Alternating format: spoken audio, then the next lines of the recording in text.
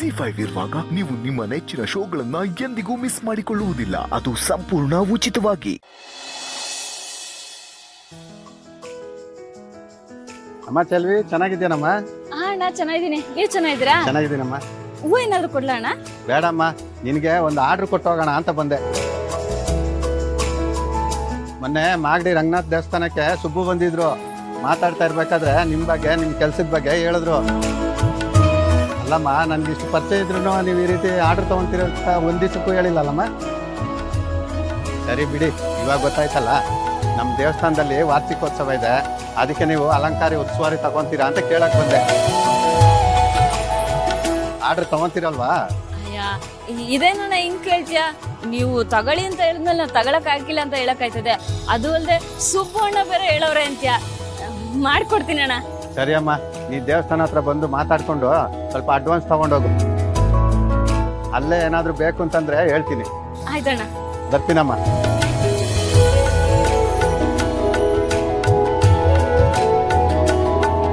ಅವ್ವ, ಹೊಸ ಆಡ್ರಂತೆ, ದೊಡ್ಡ ದೇವಸ್ಥಾನ ಅಂತೆ. ಹ್ಞೂ ಕಣವ, ಆಗಲಿ ಒಳ್ಳೇದಾಗ್ಲಿ. ಅದಾ ವೆಂಕಿ, ಮಾಗಡಿಲಿ ಆ ರಂಗನಾಥ ಸ್ವಾಮಿ ದೇವಸ್ಥಾನ ಐತೆ ನೋಡು, ದೊಡ್ಡದು.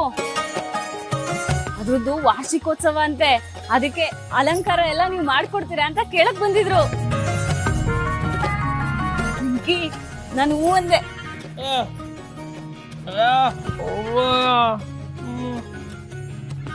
ಹೌದು, ಅದು ದೊಡ್ಡ ದೇವಸ್ಥಾನನೇ, 2 ಗೋಪುರ ಐತೆ, ನಂಗೂ ಗೊತ್ತು.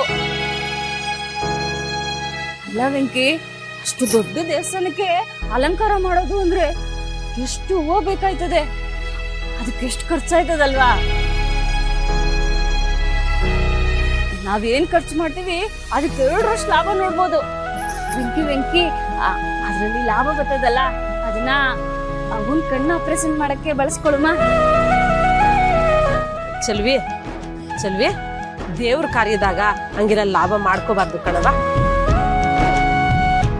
ನೋಡು, ಹೂಗೆ ಎಷ್ಟು ಖರ್ಚಾಯ್ತದೋ ಅಷ್ಟು ಮಾತ್ರ ತಕೊಳವ. ಅವೋ, ಆ ದೇವ್ರನ್ನೇ ನಿನಗ್ ಕಣ್ಣು ಆಪರೇಷನ್ ಮಾಡ್ಸಕ್ಕೆ ಒಂದ್ ದಾರಿ ತೋರಿಸ್ತಾನೆ, ನೀನ್ ನೋಡಿದ್ರೆ ಬೇಡ ಅಂತೀಯಲ್ಲ. ಹಾಗಂತ ದೇವ್ರ ವಿಚಾರದಾಗೆ ನಾವ್ ವ್ಯಾಪಾರ ಮಾಡಬಾರ್ದು ಕಣವ.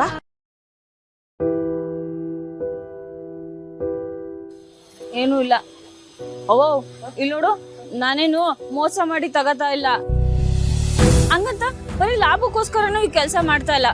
ಅದ್ಯಾವ್ರ ಮೇಲೆ ನನ್ಗೂ ಭಯ ಭಕ್ತಿ ಅನ್ನೋದೈತೆ, ಆ ಭಯ ಭಕ್ತಿಯಿಂದಾನೇ ಈ ಕೆಲಸ ಮಾಡ್ತೀವ್ನಿ. ಆ ಕಣ್ಣಪ್ಪಂಗೆ ಕಣ್ ಕೊಟ್ಟೋನು ಆ ಶಿವ. ಈಗ ನಿನ್ ಕಣ್ಣ ಆಪರೇಷನ್ಗೆ ಒಂದ್ ದಾರಿ ಅಂತ ತೋರಿಸ್ತವನೆ.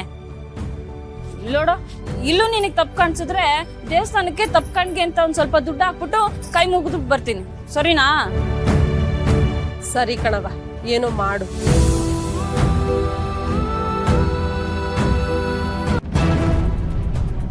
ಚಿನ್ನು ಮರಿ,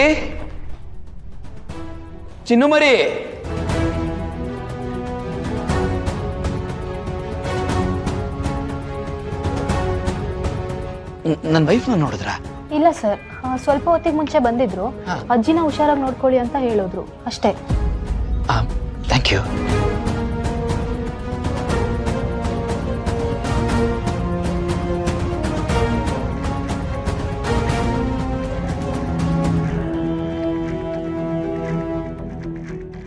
ಎಲ್ಲಿ ಹೋದ್ರು ಇವರು?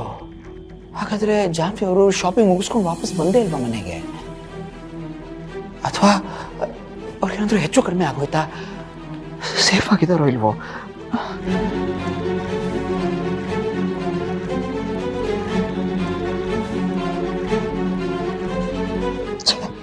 ಫೋನು ರಿಸೀವ್ ಮಾಡಲ್ಲ, ಯಾವಾಗಲೂ ಹೀಗೆ. CCTV ಚೆಕ್ ಮಾಡಿದ್ರೆ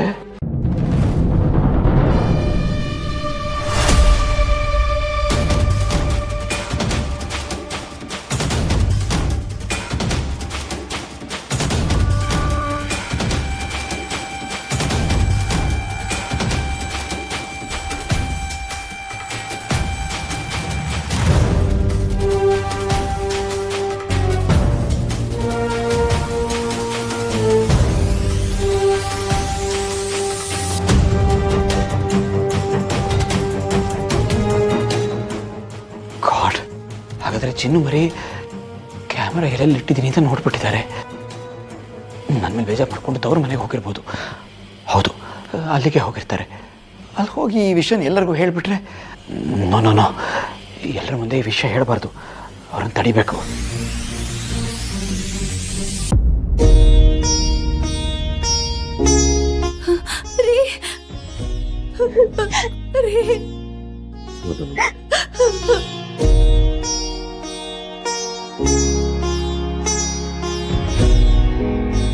ಸಮಾಧಾನ ಮಾಡ್ಕೊ ಲಕ್ಷ್ಮಿ, ಏನೂ ಆಗಲ್ಲ. ನಮ್ಮ ಹರೀಶ ಅಂತ ತಪ್ಪು ಮಾಡುವಂತವನೇ ಅಲ್ಲ. ವಿಚಾರಣೆಗೆ ಅಂತ ಕರ್ಕೊಂಡು ಹೋಗಿದ್ದಾರೆ, ವಿಚಾರಿಸ್ಬಿಟ್ಟು ಕಳಿಸ್ತಾರೆ. ಇಲ್ಲ ರೀ, ನನಗೇನೋ ಭಯ ಆಗ್ತಾ ಇದೆ. ಏನೂ ಆಗಲ್ಲ, ಸಮಾಧಾನ ಮಾಡ್ಕೊಂತ ಹೇಳ್ತಿದ್ದೀನಲ್ವಾ. ಏನ ಸಂತು ಎಲ್ಲಮ್ಮ? ಅವರು ಸ್ಟೇಷನ್ ಹತ್ರ ಹೋಗಿದ್ದಾರೆ ಮಾವ. ಇರೋ, ಸಂತುಗ್ ಹಾಗಾದ್ರೆ ವಿಷಯ ಗೊತ್ತಿರುತ್ತೆ. ಆಯ್ತು ಸರ್ ಓಕೆ.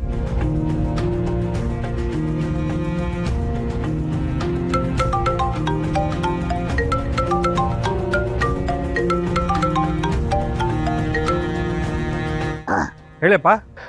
ಸಂತು, ಏನಪ್ಪ ಸ್ಟೇಷನ್ ಹತ್ರ ಹೋಗಿದ್ಯಾ? ವಿಚಾರಿಸ್ತೀಯಾ? ಇಲ್ಲಪ್ಪ, ಇನ್ನೇನೋ ಗೊತ್ತಾಗಿಲ್ಲ. ಸಿದ್ದು ಅವ್ರಿಗೆ ಫೋನ್ ಮಾಡಿದ್ದೀನಿ, ಅವ್ರು ಬಂದ್ಮೇಲೆ ಎಲ್ಲ ಗೊತ್ತಾಗುತ್ತೆ. ಹಾಗಾದ್ರೆ ನೀನೆಲ್ಲಿದ್ಯಪ್ಪ? ಅಯ್ಯೋ, ನಿಮ್ಗೆ ಒಂದ್ಸಲ ಹೇಳಿದ್ರೆ ಅರ್ಥ ಆಗಲ್ವಾ? ನಿಮ್ಮ ಬೀಗರು ಫೋನ್ ಮಾಡಿ ವಿಚಾರಿಸ್ತಿದ್ದಾರೆ, ಅವರು ಬಿಡಿಸ್ಕೊಂಡ್ ಬರ್ತಾರೆ ಬಿಡಿ. ಅಲ್ಲ ಸಂತು, ನೀನು ಹರೀಶ ಯಾವಾಗ್ಲೂ ಮಾತಾಡ್ತಿರ್ತೀರಾ.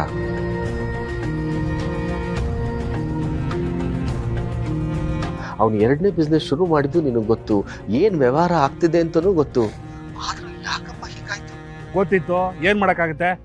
ಬಿಸ್ನೆಸ್ ಮಾಡ್ಬೇಕಾದ್ರೆ ಇಷ್ಟೆಲ್ಲ ರೂಲ್ಸ್ ಇದೆ ಅಂತ ಯಾರಿಗೆ ಗೊತ್ತಿತ್ತು? ಈಗ ನಿಮ್ ಮಗ ಬರ್ತಾನಲ್ಲ, ಬಂದ್ಮೇಲೆ ಅವನಿಗೆ ಕೇಳಿ ಎಲ್ಲ ತಿಳ್ಕೊಳ್ಳಿ, ಆಯ್ತಾ? ಇಡೀ ಫೋನ್.